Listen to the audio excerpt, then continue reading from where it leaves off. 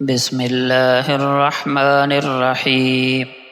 نبی اکرم صلی اللہ علیہ وسلم نے فرمایا، اللہ کی رضا والدین کی رضا میں ہے۔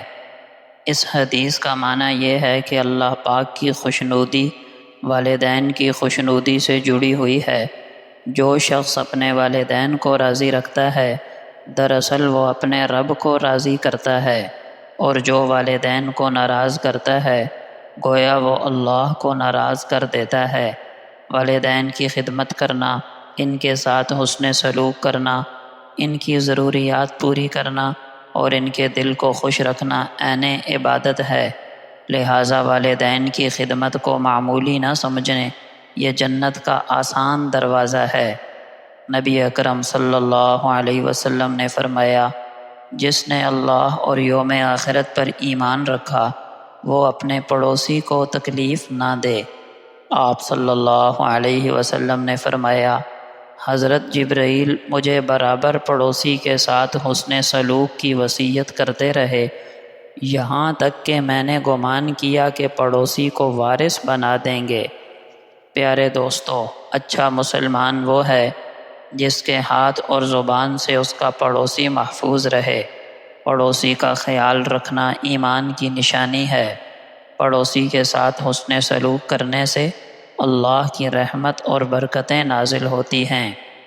نبی اکرم صلی اللہ علیہ وسلم نے فرمایا، جو شخص اپنے مسلمان بھائی کی حاجت پوری کرے اللہ تعالیٰ اس کی حاجت روائی فرمائیں گے۔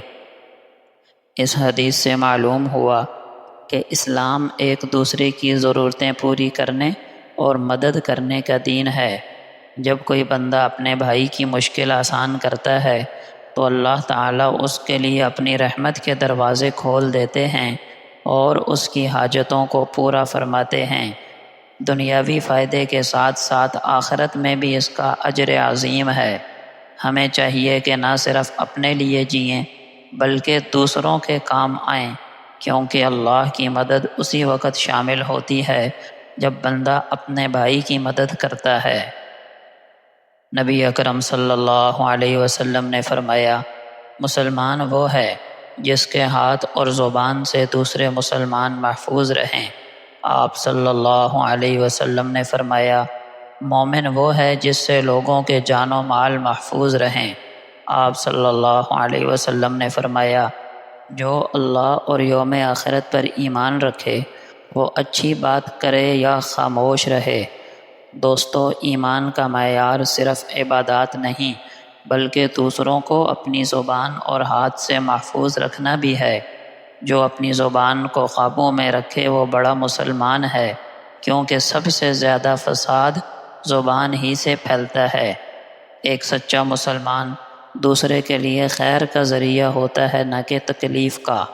نبی اکرم صلی اللہ علیہ وسلم نے فرمایا، مسلمانوں کی مثال ایک عمارت کی مانند ہے جس کا ہر حصہ دوسرے حصے کو مضبوط کرتا ہے۔ مسلمان معاشرہ ایک مضبوط عمارت کی طرح ہے جس میں ہر اینٹ دوسرے اینٹ کو سہارا دیتی ہے۔ اگر ایک اینٹ نکل جائے تو پوری عمارت کمزور ہو جاتی ہے۔ اسی طرح مسلمان اگر ایک دوسرے کا سہارا نہ بنے تو امت کمزور ہو جائے گی۔ یہ حدیث ہمیں اتحاد، بھائی چارے اور باہمی تعاون کی اہمیت سکھاتی ہے۔ ہم میں سے ہر شخص امت کی عمارت کی ایک اینٹ ہے۔ اگر ہم اپنا کردار ادا کریں گے تو امت مضبوط ہوگی۔ اللہ پاک ہمیں احادیث مبارکہ کو عمل میں لانے کی توفیق عطا فرمائے۔